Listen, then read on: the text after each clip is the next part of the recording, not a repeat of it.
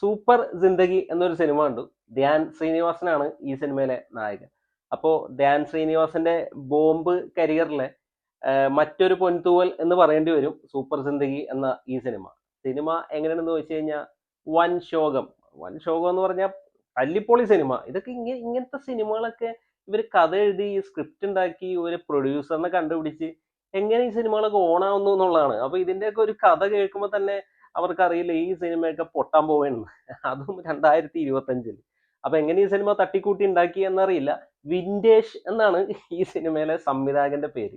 അപ്പൊ അതെന്ത് പേരാണ് വിൻറ്റേജ്?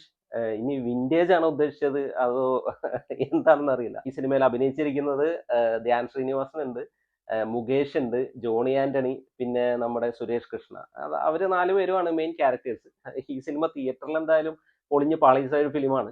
ഇപ്പോൾ മനോരമ മാക്സിലാണ് സൂപ്പർ സിന്ദഗി എന്ന ഈ സിനിമ സ്ട്രീം ചെയ്യുന്നത്. അപ്പൊ നിങ്ങൾ ജസ്റ്റ് ഒന്ന് കണ്ടു നോക്കുക.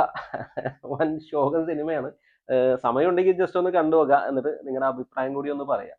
വീഡിയോ ഇഷ്ടപ്പെട്ടാൽ ഒന്ന് ലൈക്ക് ചെയ്യുക, ചാനൽ ഒന്ന് സബ്സ്ക്രൈബ് ചെയ്താൽ സന്തോഷം. പുതിയൊരു വീഡിയോയുമായി നമുക്ക് വീണ്ടും കാണാം. Thanks for watching.